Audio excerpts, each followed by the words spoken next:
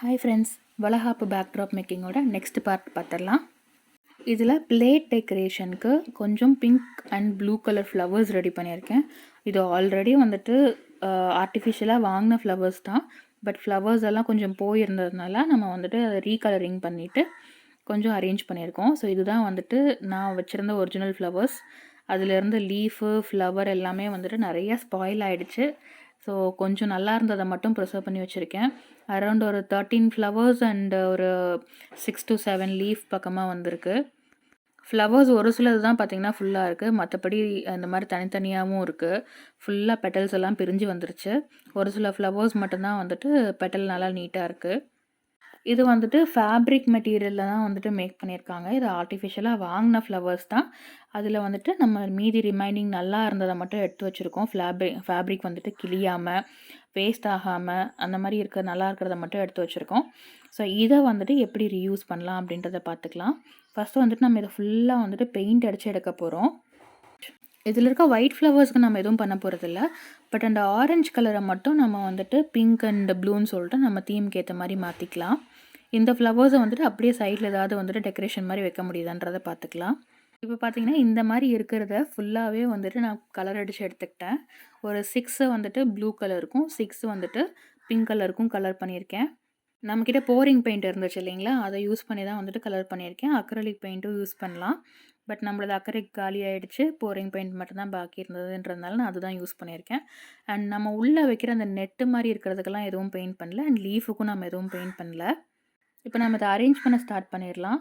So ஒரு சில flowers பார்த்திங்கன்னா ஃபுல்லாகவே இருந்தது. அண்ட் ஒரு சில ஃப்ளவர்ஸில் அவுட்டர் லேயர் இருக்குது, இன்னர் லேயர் மட்டும் போயிருந்தது. அண்ட் ஒரு சில ஃப்ளவர்ஸுக்கு வந்துட்டு எல்லாமே தனித்தனியாக இருந்தது. ஸோ அது எல்லாமே வந்துட்டு நம்ம இப்போ அரேஞ்ச் பண்ணி எடுக்க போகிறோம். ஸோ இப்போ இந்த ப்ளூ கலர் ஃப்ளவர் பார்த்திங்கன்னா உள்ளே வந்துட்டு பட்டுக்கான லேயருக்கு நம்ம ஒரு செட்டை மட்டும் எடுத்துகிட்டு கொஞ்சம் பட்டு மாதிரி ஃபுல்லாக கேதர் பண்ணி பிடிச்சிட்டோம்னாலே அது பட்டு மாதிரி தான் தெரியும். ஸோ இந்த கேப்பை வந்துட்டு அதில் ஃபிக்ஸ் பண்ணி கொடுத்தோம் அப்படின்னா கொஞ்சம் பட்டு வந்துட்டு மூவ் ஆகாமல் அப்படியே நிற்கும். ஸோ நம்ம வந்துட்டு க்ளூ கன் யூஸ் பண்ணி கன்று நல்லா ஹீட் ஆனதுக்கப்புறமா க்ளூ கன் யூஸ் பண்ணிவிட்டு கொஞ்சம் அப்ளை பண்ணி கொடுத்துட்டு அந்த கேப்பை வந்துட்டு ஃபிக்ஸ் பண்ண போகிறோம். பட் ஆனால் இதில் கை வந்துட்டு நல்லாவே அந்த க்ளூவில் பட்டுச்சு. ஸோ சூடாக தான் இருந்தது. கொஞ்சம் பார்த்து கேர்ஃபுல்லாக தான் பண்ண வேண்டியது இருந்தது. இதில் பெருசாக காமிக்கிறதுக்கு எதுவும் இல்லைன்றதுனால நம்ம வந்துட்டு வீடியோவை 4x ஸ்பீட்லேயே மூவ் பண்ணுறேன். ஸோ ஒன்ஸ் பட்டை வந்துட்டு ரெடி பண்ணதுக்கப்புறம் இதில் வந்துட்டு ஃப்ளவரில் உள்ளே மட்டும் க்ளூ அப்ளை பண்ணி கொடுத்துக்கலாம். க்ளூ அப்ளை பண்ணி கொடுத்துட்டு இந்த பட்டை வந்துட்டு சென்டரில் வச்சு லைட்டாக ஒரு ப்ரெஸ் கொடுத்துட்டு ஒரு 2 மினிட்ஸ் ஹோல்ட் பண்ணோம் அப்படின்னா அது ஆட்டோமேட்டிக்காக ஃபிக்ஸ் ஆகிடும். இப்போ ஒரு சில இதில் பார்த்திங்கன்னா பட்டு நல்லா இருந்துச்சு, வெளியில் இருக்க அவுட்டர் லேயர் மட்டும் இல்லாமல் இருந்தது. ஸோ அதுக்கு வந்துட்டு நம்ம அந்த நெட்டு மாதிரி இருக்கிறத வச்சுட்டு மேலே வந்துட்டு பட்டோட லீவ்ஸை அரேஞ்ச் பண்ணி கொடுத்துடலாம். நம்ம வந்துட்டு 2 லேயராக வச்சுக்கலாம். இப்போ ஒரு லேயர் செட் பண்ணிவிட்டு அதுக்கு வந்துட்டு கிறிஸ்க்ராஸாக வர்ற மாதிரி செகண்ட் லேயர் ஃபிட் பண்ணிங்கன்னா நல்லாயிருக்கும். இல்லைனா வந்துட்டு ஒரு லேயரோட இன்னொரு லேயர் கவர் ஆன மாதிரி ஆகிடும். கொஞ்சம் ஓவர்லேப் ஆகிற மாதிரி கிறிஸ்க்ராஸாக வச்சோம்னா நமக்கு வந்துட்டு ஈஸியாக இருக்கும். அண்ட் எந்த லேயரை வந்துட்டு ஃபிக்ஸ் பண்ணுறோமோ எந்த வந்துட்டு நம்ம வந்து ஃபேப்ரிக்குன்னு இல்லை, நம்ம எங்கே க்ளூ கன் யூஸ் பண்ணாலும் ஃபிக்ஸ் பண்ணுறப்போ ஒரு 2 செகண்ட்ஸ் 3 செகண்ட்ஸ் வந்துட்டு கொஞ்சம் ப்ரெஸ் பண்ணி கொடுத்து பிடிச்சி எடுத்தீங்க அப்படின்னா நல்லாவே ஃபிக்ஸ் ஆகிக்கும். இல்லைனா ஃபிக்ஸ் ஆகிறது வந்துட்டு கொஞ்சம் லைட்டாக தான் இருக்கும். பிடிச்சி லைட்டாக தொட்டாலே வந்துட்டு கழண்டு வந்துடும். அதுவும் இல்லாமல் க்ளூ நல்லா ஹீட் ஆனதுக்கப்புறமா வந்துட்டு அதுவே உருகி வர ஆரம்பிக்கும் அந்த நாசில் வழியாக. அந்த டைமில் யூஸ் பண்ண ஆரம்பிச்சிங்கன்னா தான் கரெக்டாக இருக்கும். And if possible glue gun use பண்ணும்போது பேர் ஹேண்ட்ஸுக்கு பதிலாக அதாவது க்ளவுஸ் போட்டுக்கிட்டிங்கன்னா ஈஸியாக இருக்கும்.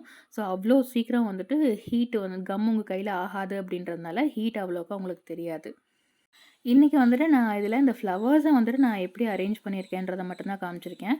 அண்டு பிளேட்டில் டெக்கரேஷன் பண்ணுறதுக்கு எப்படி வைக்க போகிறேன் அப்படின்றத நான் லாஸ்ட்டில் வந்துட்டு பிளேட் டெக்கரேஷன் அரேஞ்ச் பண்ணும்போது உங்களுக்கு வீடியோ காமிக்கிறேன். இப்போ வந்துட்டு நான் பிளேட் எதுவும் அரேஞ்ச் பண்ண போகிறதில்ல. ஃபங்க்ஷனுக்கு நமக்கு 1 வீக் டைம் இருக்குது. ஸோ அதனால் பிளேட் இப்போ அரேஞ்ச் பண்ண போகிறதில்ல.